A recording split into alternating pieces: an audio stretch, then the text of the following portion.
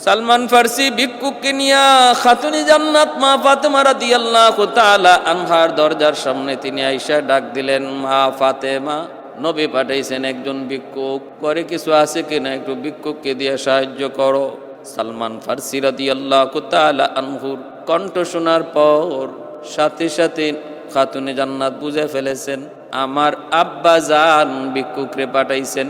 আর ভিক্ষুকও কত চালাকের চালাক, কয় আমি নিজে একা যাব না, একজন সাক্ষী দিয়া দেন, দলিল দেন, প্রমাণ দেন। আমাদের দেশেও এমন কিছু চালাক ভিক্ষুক আছে। তানভীর রহমতুল্লাহি আলাইহির কিতাবে এরকম একটা কিচ্ছা বললাম। এক ভিক্ষুক বাদশার সামনে গেছে, গিয়া ভিক্ষা চাইছে। বাদশা বলতেছে আমার কাছে দেওয়ার কিছু নাই, আল্লাহর কাছে চাও। তখন ভিক্ষুক বলছে ঠিক আছে, চলে গেছে। কিছুদূর গিয়া ভিক্ষুক আবার ফিরত আসছে, আইসা বলতেছে জাহাপনা আল্লাহর কাছে চাইছিলাম, আল্লাহ বলছেন যে আল্লাহ নাকি সম্পদ আপনার কাছে জমা রাখছেন, এখান থেকে আমার নিতে বলছেন। বাদশাহ কই বাপরি বাপ, ভিক্ষুক তো আমার চেয়ে ডাবল চালাক। এরকমই একটা ভিক্ষুক চালাকি করে বুদ্ধি করে সালমান ফার্সিকে সাথে নিয়ে গেল। হযরত সালমান ফার্সি রাদিয়াল্লাহু তাআলা আনহু যখন মা ফাতেমা রাদিয়াল্লাহু তাআলা আনহার কাছে এই কথা বললেন, খাতুনে জান্নাত পুরা ঘর তালাশ করলেন, ভিক্ষুককে দেওয়ার মতো কিছুই পেলেন না। একটা চাদর, ওনার ব্যবহৃত একটা চাদর, ওই চাদরখানা বের করে সালমান ফার্সি রাদিয়াল্লাহু তাআলা আনহুর হাতে দিয়া বলতেছেন আমার ঘরে কিছুই নাই দেবার মতো, আছে শুধু এই ব্যবহৃত চাদরটা দেওয়ার উপযুক্ত। এই চাদরটা ওই যে একজন ইহুদির বাড়ি এসে একজন বড় ধনী মানুষ, তার কাছে এই চাদরটা বন্ধক রেখে কিছু নিয়ে আসেন, যা দিয়া ভিক্ষুককে বিদায় করা যায়। সালমান ফার্সি রাদিয়াল্লাহু তাআলা আনহু এই চাদরখানা নিয়ে তিনি পাশে ইহুদির এক বাড়িতে গেলেন। ওই ইহুদি বড় ধনী মানুষ ছিল, ধনাঢ্য মানুষ। ডাক দিলেন, ইহুদি বের হলো।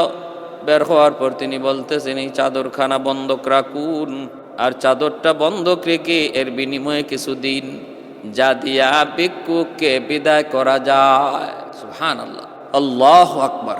কি পরিমাণ উদারতা ছিল, কি পরিমাণ দানশীলতার গুণ তাদের মধ্যে ছিল। আল্লাহ বলে বান্দা মনে রাখো, দান করলে সম্পদ কমে না। ইয়ামহাকুল্লাহু রিবা ওয়া ইউরবিস সাদাকাত, সম্পদ কমে সুদ খাইলে, আর দান করলে আল্লাহ সম্পদ বাড়ায় দেয়। ইহুদি এই চাদরখানা সাথে নিয়ে ভিতরে চলে গেল। বেশ কিছুক্ষণ পর চাদর হাতে নিয়ে যখন সালমান ফার্সির সামনে আসলো, তখন তারা তাকায় দেখেন ইহুদির মাথা থেকে গোসলের পানি পড়তেছে। বোঝা যায় সেই টাইমের ভিতরে গোসল করেছে। সালমান ফার্সি বলতেছেন কি ব্যাপার, তোমার এত দেরি হলো কেন? ইহুদি বলতেছে রে সালমান, কথা পরে বলবো, আগে আমাকে কালেমা পড়ে মুসলমান বানায় নাও। যা কিছু বলার পরে বলবো, আমাকে আগে তাড়াতাড়ি কালেমা পড়ে মুসলমান বানাও। সালমান ফার্সি বলেন ঘটনা কি?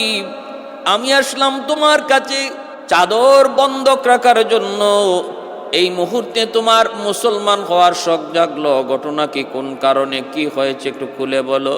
ইহুদি বলতেছে ও সালমান, তাহলে একটু শোনো, আমি তাওরাত কিতাবের একজন পণ্ডিত।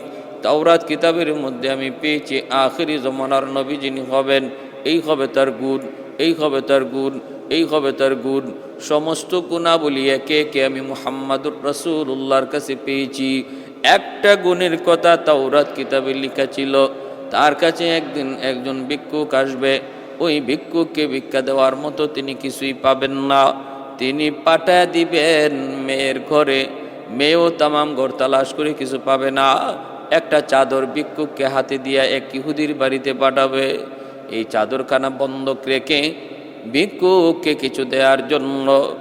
ও সালমান, আমি এই আলামত, এই গুণটা পাওয়ার অপেক্ষায় ছিলাম রে সালমান।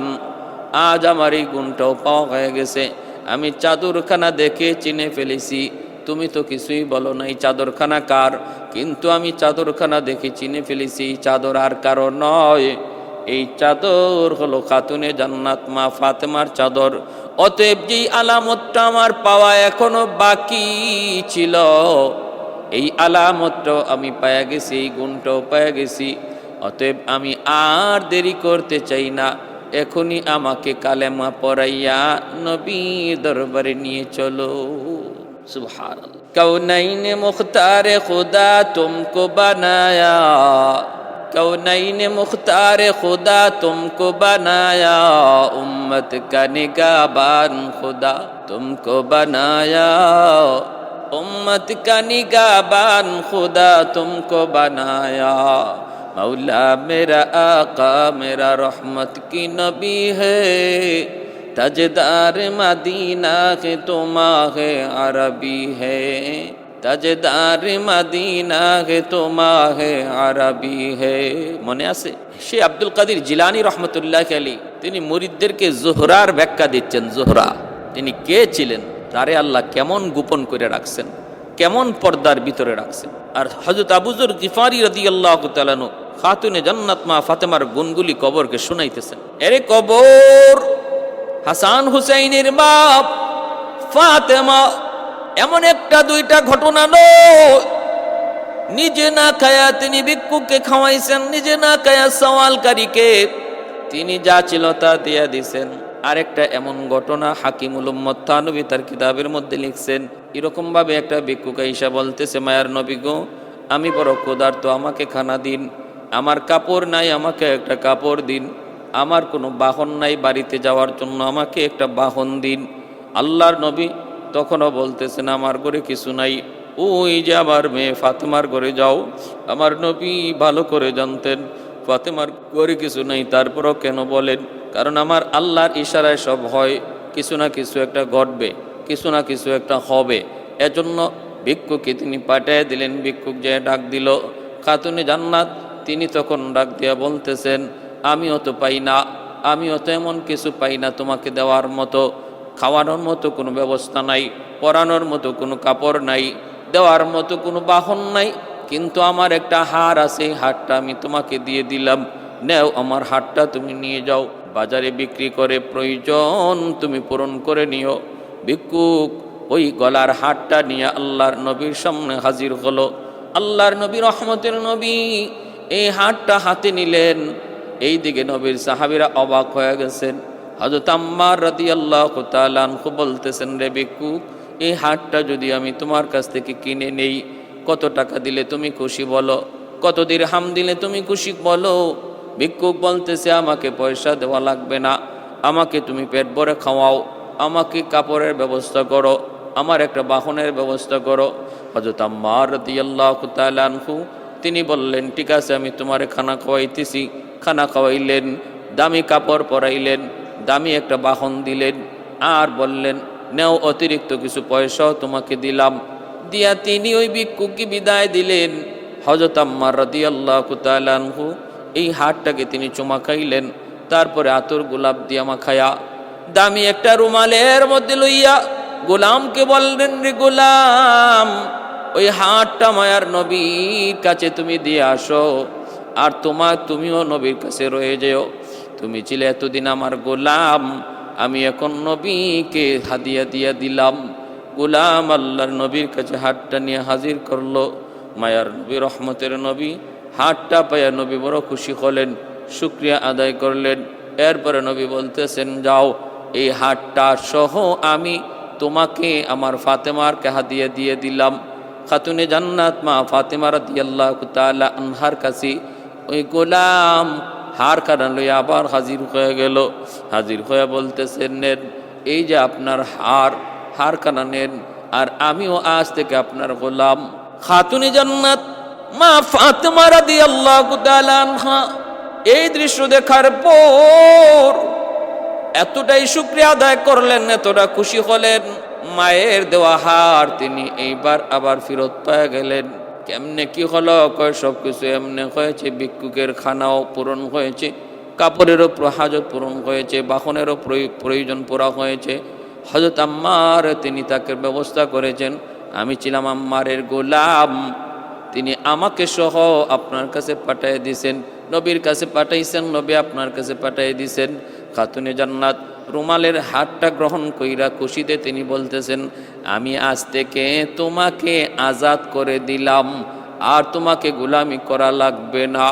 সাথে সাথে গোলাম সেজদায় পড়ে আল্লাহর দরবারে শুকরিয়া আদায় করে আর হাতুড়ে বলতেছে, মালিক, এটা কেমন এক হার, যেই হার ভিক্ষুককে খানা খাওয়াইলো, কাপড় পরাইলো, বাহন দিল, আবার যেই হার আমার মতো একটা গোলামকে আজাদ করলো, আবার তার প্রকৃত মালিকের হাতে আবার পৌঁছে গেল। এ কেমন কুদরতি হার, কেমন কুদরতি হার। এই বইলা গোলাম আল্লাহর দরবারে শুকরিয়া আদায় করলো। এজন্য আবু যর গিফারি বলতেছেন, রে কবর, সাবধান, তুই খাতুনে জান্নাতের সাথে বেয়াদবি করবি না, বেয়াদবি করবি না। হঠাৎ করে পিছন থেকে একটা আওয়াজ আসলো। আওয়াজটা মূলত খাতুনে জান্নাতের জন্য নয়, এটা আমাদের জন্য, আমাদের জন্য। এরে আবু যর, কে কার মেয়ে, কে কার মা, কে কার স্ত্রী, আমি সেটা বুঝি না, আমি সেটা চিনি না। আমি চিনি কার আমল কত ভালো। যার আমল যত ভালো আমি তার জন্য জান্নাতের টুকরা, আর যার আমল যত খারাপ আমি তার জন্য জাহান্নামের কুণ্ড।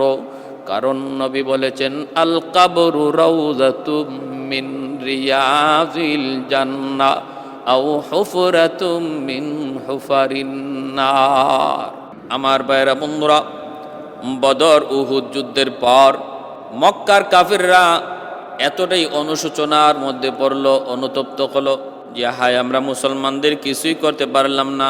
বদর আর উহুদের যুদ্ধের পর মুসলমানদের শক্তি দিন দিন বাড়তে লাগলো, কাফিরদের শক্তি দিন দিন কমতে লাগলো।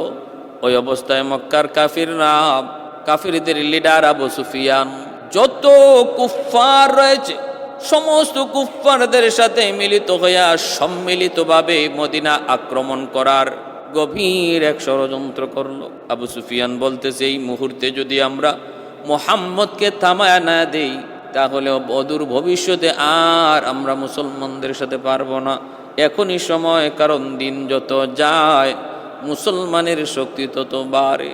এ ভাই, যত কাফির কুফফার ছিল সমস্ত কাফির কুফফারকে এক করে 10,000 এক সশস্ত্র বাহিনী তৈরি করে আবু সুফিয়ানের নেতৃত্বে মদিনা হামলা করার জন্য তারা একত্রিত হইল। আল্লাহর নবী খবর পেয়ে গেলেন এই কাফেলার মধ্যে বিশ্ববিখ্যাত এক পহলওয়ান, যার নাম হলো আমর।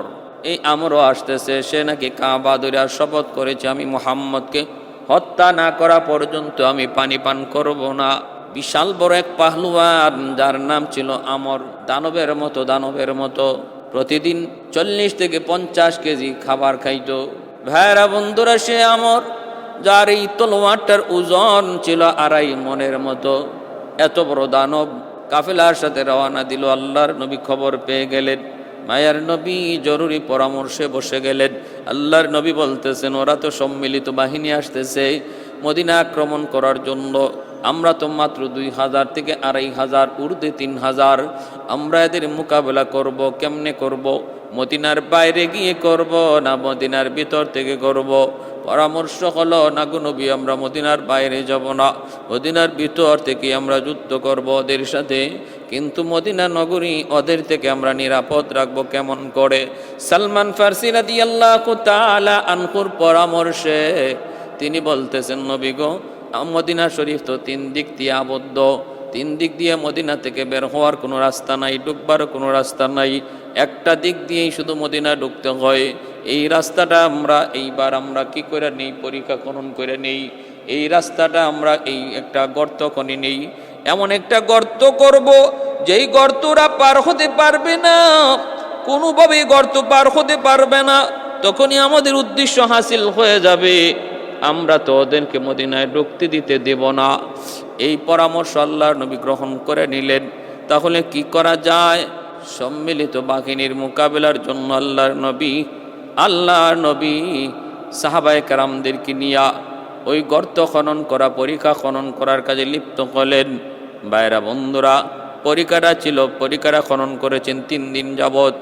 আর লম্বা ছিল 5.5 কিলোমিটার লম্বা, 4.5 কিলোমিটার হলো, 4.5 কিলোমিটার হয়েছিল গভীর, আর 9 কিলোমিটার ছিল চওড়া। এত বড় একটা পরীক্ষা তারা খনন করলেন। কয়দিনে? বলে 6 দিনে। আল্লাহর নবী নিজেও পরীক্ষা খননে লিপ্ত ছিলেন। ক্ষুধার যন্ত্রণা, পেটে ক্ষুধা, তড়িৎ গতিতে করা লাগবে কাজ।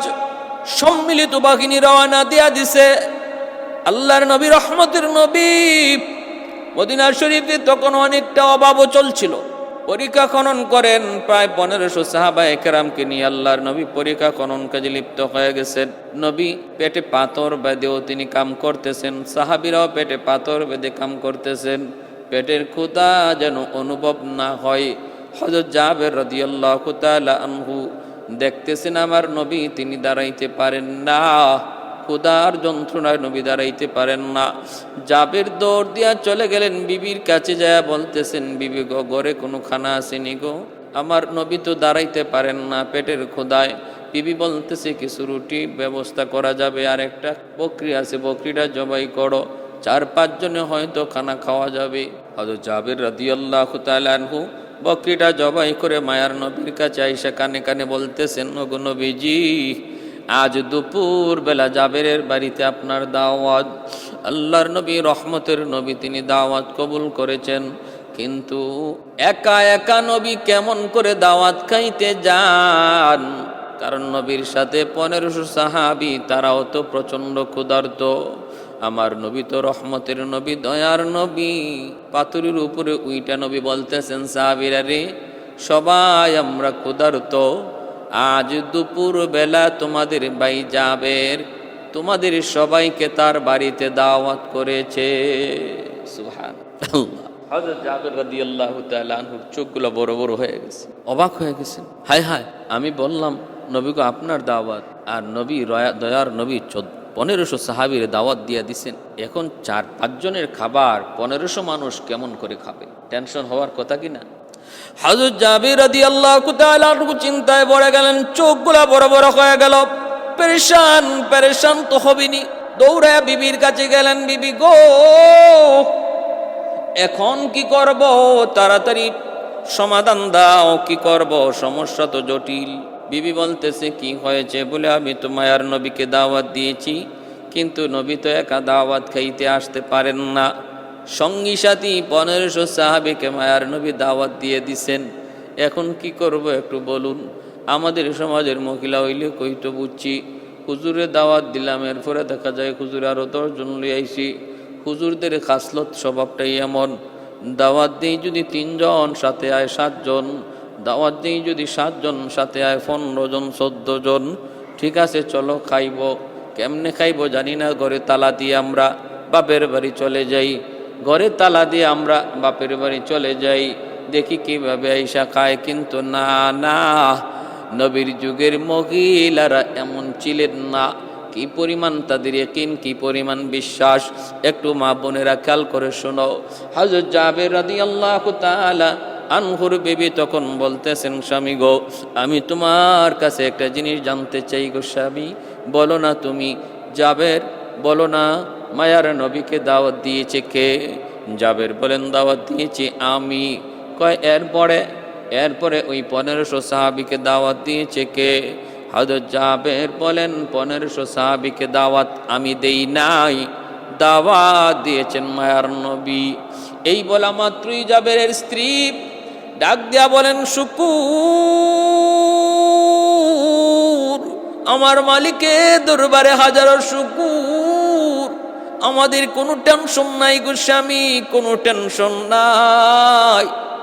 কারণ যদি 1500 সাহাবীকে আমার নবী দাওয়াত দিয়া থাকেন, আমাদের কোনো টেনশন নাই। পবিত্র নবীর জবানের, পবিত্র জবানের কথা কেমন করে আল্লাহ রক্ষা করবে সেটা আল্লাহ বুঝবে। বন্ধুর কথার ইজ্জত কেমনে রাখবে সেটা বন্ধু জানবে, আমাদের কোনো টেনশন নাই। দাওয়াত যদি তুমি দিতা তাহলে ছিল টেনশন নাই। যাও আল্লাহর নবীকে নিয়ে আসো। কেমন বুঝটা আল্লাহ তাকে দিছেন, একজন মহিলা হয়ে আমার নবীর কথার উপরে কি পরিমাণ তার ইয়াকিন, কি পরিমাণ তার বিশ্বাস। লা ইউমিনু আহাদুকুম হাত্তা আকুনা আহাব্বা ইলাইহি মিন ওয়ালিদিহি ওয়া ওয়ালাদিহি ওয়ান নাসি আজমাইন। আমার ভাইরা বন্ধুরা, এবার একটু মনোযোগ খেয়াল করে মনোযোগ দিয়ে শুনুন। হযরত জাবের রাদিয়াল্লাহু তাআলা আনহু তিনি তো চলে গেলেন আল্লাহর নবীকে আনার জন্য। যায় দেখেন মায়ার নবীর সাথে কাফেলা বহুত বড়, 1500 সাহাবীর কাফেলা রওনা দিয়ে দিলেন বাড়ির দিকে। জাবের যাইতেছেন আর মনে মনে টেনশন, শুধু আল্লাহর কাছে দোয়া করতেছেন। বহুত বড় টেনশন মালিক, রওয়ানা দিলাম 1500 তোমার নবীর সাহাবীদের নিয়া, কিন্তু আমার ঘরে খানা আছে মাত্র 4 থেকে 5 জনের। ব্যবস্থা কেমন করে হবে জানি না, আল্লাহ কেমন করে ব্যবস্থা হবে জানি না। তুমি তো তোমার কোরআনে বলেছো, মান আমিলা সালিহাম মিন যাকারিন আও উনসা ওয়া হুয়া মুমিন ফালানুহয়িয়ান্নাহু হায়াতান তাইয়্যিবা ওয়া লানাজজিয়ান্নাহুম আজরাহুম বিআহসানি মা কানু ইয়ামালুন।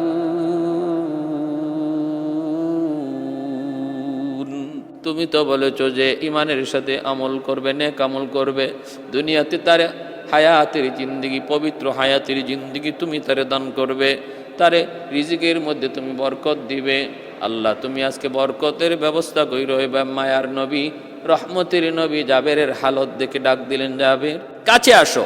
কাছে আনার পর আল্লাহর নবী বলতেছেন, রে জাবের তুমি বুঝি মহা টেনশন করতেছো? কোনো টেনশন করো না, আমার আল্লাহ আমাকে জানিয়ে দিয়েছেন আজকে তোমাদের অল্প খানার মধ্যে এমন বরকত হবে 1500 সাহাবী খাওয়ার পরেও বরকত কমবে না। কোনো টেনশন করো না, আল্লাহ তোমার আর তোমার বিবির ইখলাসের বদৌলতে কম রিজিকের মধ্যে বরকত দিবে বেশি।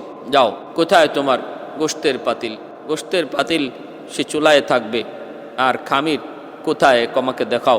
নবীজি দুটা পাতিলে ডাকনা উঠাইয়া পবিত্র একটু লব লাগাইয়া ডাকনা লাগাইয়া বলতেছেন, জাবের তুমি শুধু এখান থেকে খানা নিবা, ডাকনা উঠাইয়া কখনো দেখার চেষ্টা করবা না কি পরিমাণ গোশত এখনো আছে।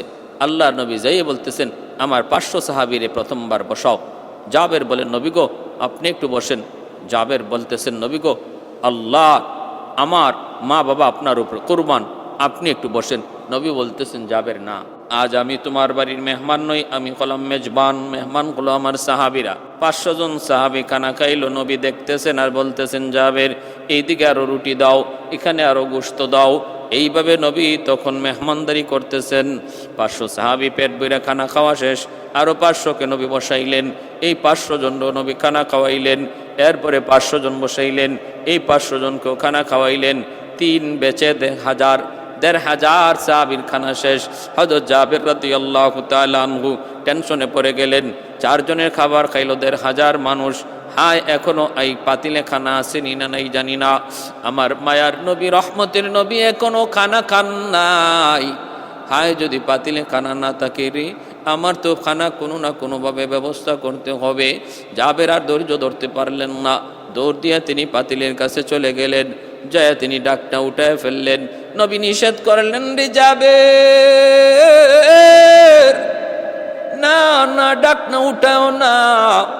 এরপরও জাবের আর ধৈর্য ধরতে পারলেন না, তিনি যা ডাকনাটা উঠায় ফেললেন। ডাকনাটা উঠানো মাত্র আল্লাহর নবী বলতেছেন, রে জাবের কি করলা তুমি, কি করলা? জাবের তাকায় দেখেন পাতিলের মধ্যে শুরুতে যেই পরিমাণ গোশত ছিল এখনো সেই পরিমাণ গোশত আছে, 1 জাররা পরিমাণ গোশত কমে নাই। নবী বলতেছেন, জাবের যদি তুমি আজকে এই ডাকনা না উঠাইতা তাহলে মদিনার সমস্ত মানুষকে যদি খানা খাওয়ানো হইতো, তোমার খানা বিন্দু পরিমাণ কমতো না। বাইরা বন্ধুরা, 1500 সাহাবী নিয়ে মায়ার নবী খন্দক পরিখা খনন করলেন। সম্মিলিত বাহিনী আবু সুফিয়ানের নেতৃত্বে মদিনার কাছাকাছি চলে আসলো। বিশ্ববিখ্যাত পাহলওয়ান আমরকে লইয়া আইসাই তারা দেখে বিশাল বড় একটা পরিখা। এই পরিখা তারা গোড়ার উপরে সর হইয়া কেমনে পাড়ি দিবে, সম্ভব না। পারে কিনারায় তারা অবস্থান করলো। পরিখার ওই পারে নবী, নবীর সাহাবীরা, আর ওই পারে হলো সম্মিলিত কাফেরদের বাহিনী। পাথর নিক্ষেপ শুরু হলো, তীর মারা শুরু হলো। পার হওয়ার মতো অবস্থা নাই। ওই অবস্থায় মক্কার সম্মিলিত কাফির বাহিনী তারা ওখানেই কোন রকম তাবু বানায় অবস্থান করলো। আর হাতের দ্বারাই ঢিল চোরাচুরি হইতেছে, তীর মারা হইতেছে। আল্লাহর নবী, রহমতের নবী সাহাবায়ে কেরামদেরকে নিয়ে ওই পরিখার পারে তিনি নবী নিজে দাঁড়ানো। এখান থেকেই যুদ্ধ চলছে।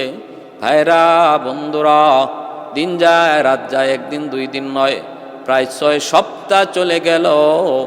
6 সপ্তাহ চলে গেল। এইদিকে কাফেররা, মক্কার সম্মিলিত বাহিনী 10,000 মানুষ, প্রতিদিন খানার প্রয়োজন, আবার পানির প্রয়োজন, আবার তাদের জন্য হাজতের প্রয়োজন। একদিন দুই দিন নয়, প্রায় মাসের উপরে যখন চলে গেল, ওদের রসদপত্র ফুরিয়ে গেল, পানি ফুরিয়ে গেল, অভাব আস্তে আস্তে বাড়তে লাগলো। চিন্তায় পড়ে গেল, কই হায় এখন কি করব? এই অবস্থায় আমরা আর কতদিন থাকব? আমরা আর কতদিন এই অবস্থায় থাকব? ওই অবস্থায় যে বিশ্ববিখ্যাত পাহলওয়ান আমর, সে কয় আমি আর পারলাম না, যে কোনো মূল্যে আমি পরীক্ষা পার হয়ে যাব। এই বইলা সে কিছু সঙ্গী সাথী নিয়া ঠিকই সে ঘোড়া চালাইয়া একটা দিক দিয়ে পার হয়ে গেল হইয়ে ডাকতে শুরু করল, রে মুসলমানের দল, আসুনি এমন কেউ, আমি আমরের তলোয়ারের সামনে আসবা? আসুনি এমন কেউ যে তার মাকে বিধবা, মাকে এতিম বানাইবা, মাকে সন্তান হারা বানাইবা, সন্তানকে এতিম বানাইবা, স্ত্রীকে বিধবা বানাইবা, এমন কেউ আসুক কি? এ মুসলমানেরা, তোমরা তো শুনেছি মরলে শহীদ, আসুকে এমন কেউ? শহীদের তামান্না মনে রাখো। কেউ তো সাহস করে না। আল্লাহর নবীও তখন ডাকতেছেন, আসো এমন কি কোনো সাহাবি যে আমরের মোকাবেলায় দাঁড়াবা? সাহাবিরাও কেউ মাথা উঠান না, ভয় পেয়ে গেছেন। হায়, সাহাবিরা বলতেছেন, নবী গো, এই এত বড় পাহলওয়ানের সাথে কে লড়বে? হযরত আলী রাদিয়াল্লাহু তাআলা আনহু সাথে দাঁড়ায় গেলেন। দাঁড়ায় বলতেছেন, ইয়া রাসূলুল্লাহ, আমাকে অনুমতি দেন গো নবী, আমি ওর বিরুদ্ধে লড়ব। আল্লাহর নবী বলে, আলী, বয়স মাত্র তোমার 23, তুমি ছোট্ট, তুমি বসো। নবী আবার ডাক দিলেন, আর অন্য কেউ আসো কি? কেউ তো উঠে না। আলী আবার দাঁড়ালেন। 3 বার কারারে হায়দার আলী রাদিয়াল্লাহু তাআলা আনহু, শেরে খুদা আলী যখন দাঁড়ালেন, তখন নবী অনুমতি দিয়ে দিলেন, যাও, আমি আল্লাহর কাছে তোমার জন্য সাহায্য চাইতেছি। আলী, যাও, আল্লাহর হাওলা করে তোমাকে দিলাম। আলী রাদিয়াল্লাহু তাআলা আনহু, শেরে খুদা আলী, তিনি আমরের সামনে এসে তিনি দাঁড়ালেন। আমর ডাক দেখো, কে তুই? হযরত আলী বলতেছেন, আমি কারারে হায়দার, শেরে খুদা আলী। কার ছেলে? কয় আবু তালিবের ছেলে। কয় রে আলী, আবু তালিবের সাথে আমার বড় একটা ভালো সম্পর্ক ছিল, বন্ধুত্ব ছিল, আমি চাই না বন্ধুর ছেলেকে আমি নিজের হাতে হত্যা করব। আলী, তুমি চলে যাও। আলী বলতেছেন, আমি তো চলে যাওয়ার জন্য আসি নাই। আমর বলে, আমি তোমাকে মারবো না। আলী বলেন, আমি তোমাকে মারতে চাই। এই কথা বলা মাত্রই আমর ক্ষিপ্র বেগে আলী রাদিয়াল্লাহু তাআলা আনহুর ঢালে তলোয়ার দিয়ে আঘাত করলো। আঘাত করা মাত্রই হযরত আলী রাদিয়াল্লাহু তাআলা আনহু কৌশলে তিনি আঘাত প্রতিহত করলেন। তবু কিছুটা আঁচ তার কপালে, তার গালে লাগছিল, কিন্তু বড় কোনো আঘাত নয়। এরপরে হযরত আলী বলতেছেন, এবার আমার আঘাত তুমি সামলাও রে। জানোস নি আমার মা আমার নাম রাখছেন কারারে হায়দার। কারার শব্দের অর্থ হলো ফিরে ফিরে আক্রমণ। হায়দার বলা হয় ওই সিংহকে, যে সিংহ জীবনে কোনোদিন পরাজিত হয় না, সামনে যা পায় সব কিছু সাফা করে নিয়ে যায়। আমার মা আমার নাম রাখছেন হায়দার। এই হায়দার নাম শোনা মাত্রই আমরের কলিজা কামড় দিয়ে উঠছে, কারণ আমরের মা, সেও ছিল একজন জ্যোতিষী। আমরের মা বলেছিল, রে বাবা, তোর নাম রাখলাম আমর, বিশ্ববিখ্যাত পহলওয়ান হবে, কেউ তোর সাথে পারবে না। কিন্তু আমি মা জ্যোতিষী বিদ্যা পড়ে যা বুঝলাম, হায়দার নামে এক ব্যক্তির সাথে তোমার পরাজয় হবে এবং তার হাতে তোমার মৃত্যু হবে। যদি কোনো দিন তুমি বুঝো আর জানো যে হায়দার নামে কেউ সামনে এসেছে, আমি মা বললাম তার সামনে তুমি যেও না, কারণ আমি জ্যোতিষী বিদ্যা পড়ে যা বুঝলাম তুমি তার হাতে হত্যা হবে। হায়দার নাম শোনা মাত্র আমরের ভয় অন্তরে জাগলো। আলী রাদিয়াল্লাহু তাআলা আর সারেন নাই, ক্ষিপ্র বেগে আঘাত করলেন। ইতিহাসের পাতায় এর চেয়ে বড় আক্রমণ পৃথিবীতে আর কোনোদিন হয় নাই, আর হবেও না। এত বড় আঘাত, এত বড় হামলা, ঢালটা দ্বিখণ্ডিত হয়েছে। এমনকি তার মাথা থেকে একদম পা পর্যন্ত পুরা বডিটারে একদম 2 ভাগ করে ফেলেছেন হযরত আলী রাদিয়াল্লাহু তাআলা আনহু। हैदर तेरा नाम से इस्लाम रहेगा, हैदर तेरा नाम से इस्लाम रहेगा, दुनिया की शजाअत में तेरा नाम रहेगा, दुनिया की शजाअत में तेरा नाम रहेगा। उस्मान तेरा नाम से इस्लाम रहेगा, दुनिया की सखावत में तेरा नाम रहेगा, दुनिया की सखावत में तेरा नाम रहेगा। আল্লাহর নবী, রহমতের নবী, নারায়ে তাকবীর আল্লাহু আকবরের আওয়াজে আকাশ বাতাস মুখরিত হয়ে গেল। আমরের দ্বিখণ্ডিত বডি দেখে সঙ্গী সাথী যারা ছিল সব ভাগতে লাগলো। তখন ওই পারে যাওয়ার পর কাফেরদের মধ্যে এক ভয় সৃষ্টি হয়ে গেল। তাদের ভরসা ছিল যার উপর, সে আমর দ্বিখণ্ডিত হয়ে গেছে আলীর তলোয়ারের সামনে। আলীর তলোয়ারের সামনে শের খুদা আলী। ওই অবস্থায় আল্লাহ পাক রব্বুল আলামিনের কাছে আল্লাহর নবী দোয়া চাইলেন, আল্লাহ আল্লাহ, আমাদের অবস্থা বেহাল হয়ে গেছে। ওই সময়টাতে একাধারে 4 ওয়াক্ত নামাজ কাজা হয়ে গেছিল। কাফেররা এতটা পেরেশানির মধ্যে রেখেছিল মায়ার নবীকে। আমার ভাইয়েরা, বন্ধুরা, নবীজি আল্লাহর কাছে দোয়া করেন, আল্লাহ পাক রব্বুল আলামিন সাহায্য নাজিল করলেন। ছিল প্রচণ্ড শীতের মৌসুম, মুষলধারে বৃষ্টি নাজিল হলো, আবার ঝড় তুফান হলো। ওই বৃষ্টি আর তুফানের কারণে বেঈমানরা এমনিই তো তারা দুর্বল হয়ে পড়ছিল, আবার বৃষ্টি আর তুফানে তাদের এই তাঁবুগুলা উড়াইয়া নিয়ে গেছে, আর তাদের ঠান্ডা আর শীত বেড়ে গেছে। আবু সুফিয়ান বলতেছে, আর থাকার মতো অবস্থা নাই, চলো আমরা তাড়াতাড়ি এখান থেকে ভাগি। হায়, ওই অবস্থায় আল্লাহর নবী একজন সাহাবীকে পাঠাইছিলেন, যাও তো ঝড়ের পর তাদের হালতটাকে একটু দেখে আসো।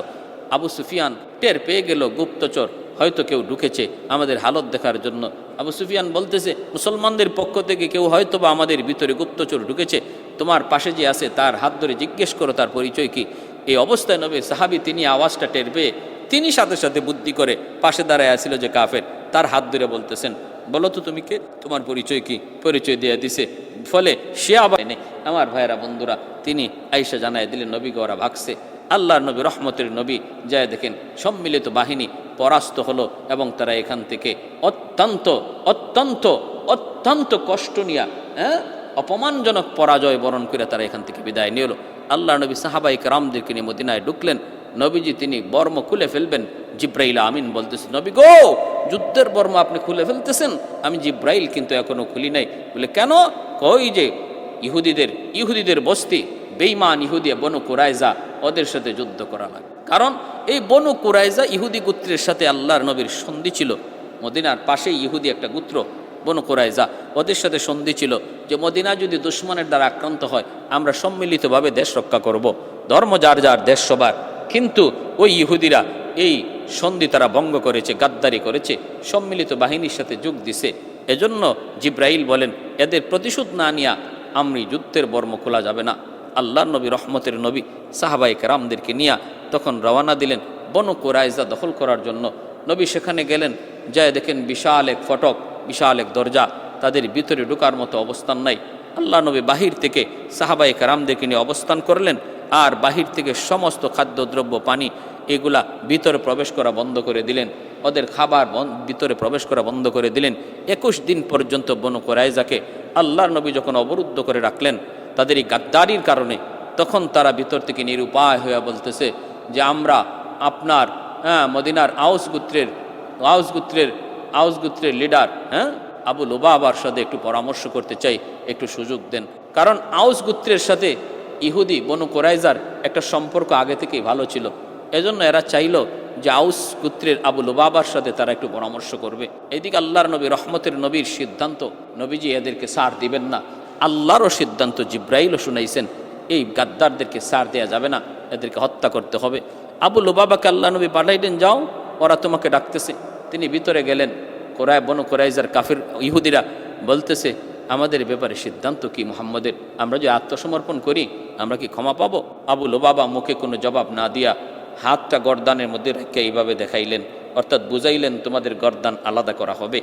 এতে ইহুদিরা বুঝে ফেলল যে আমরা আত্মসমর্পণ করলেও আমরা বাঁচতে পারবো না, বাঁচার কোনো পথ নাই।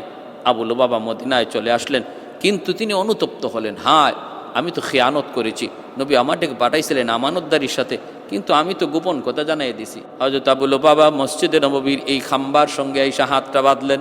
হাত বাইদা বলতেছেন, আমি বহুত বড় খাইন, বহুত বড় খেয়ানত করেছি, আমি অন্যায় করেছি। আমাকে যদি আমার আল্লাহ ক্ষমা না করে আমি কখনো এই হাত খুলবো না। তোমরা আত্মীয় স্বজনকে বলতেছেন, আমার সাথে কেউ আসো না গো, আমি বহুত বড় অন্যায় করেছি, আমার হাত হাত তোমরা কেউ খুলবা না, পানি পান করাইবা না, খানা খাওয়াইবা না। আল্লাহর নবী, রহমতের নবী, দয়ার নবী, তিনি তো ওই জায়গায় তাদেরকে অবরোধ করে আছেন, অবরোধ করে আছেন, অবরোধ করে আছেন। সব কিছু বন্ধ করে দেওয়ার পর যখন ইহুদিরা বুঝলো আর কোনো উপায় নাই, ওই অবস্থায় ইহুদিরা বলল, আমরা আপনার সাহাবী আউস গোত্রের লিডার সাদ ইবনে মুআজ, তিনি যা বলেন সেটাই আমরা মেনে নিব, আপনি মানেন কিনা? নবী বললেন, আমিও মানি। সাদ ইবনে মুআজ তোমাদের এ ব্যাপারে যে সিদ্ধান্ত দিবে সেটাই ফাইনাল। ওদের ধারণা ছিল সাদ ইবনে মুআজ তাদের ব্যাপারে একটু রহম করবে, একটু দয়া করবে, কারণ আউস গোত্রের সাথে তাদের পূর্বদিনের বন্ধুত্ব। সাদ ইবনে মুআজ আহত ছিলেন, মদিনা থেকে তারে আনা হলো।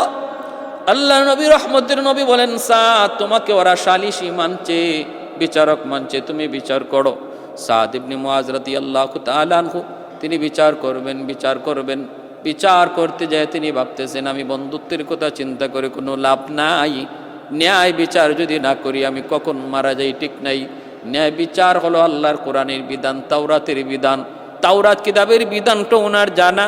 কেউ যদি গাদ্দারি করে তার শাস্তি হলো মৃত্যুদণ্ড। এজন্যই সাদ ইবনে মুআজ তিনি রায় দিয়া দিলেন, যারা যুদ্ধে অংশগ্রহণ করেছে সম্মিলিত বাহিনীর সাথে ওদের সবাইকে হত্যা করা হবে, নারী শিশুদেরকে বন্দী করা হবে, মালগুলাকে জব্দ করা হবে। সিদ্ধান্ত দেওয়া মাত্র ইহুদিদের মধ্যে কান্নার রোল পড়ে গেল।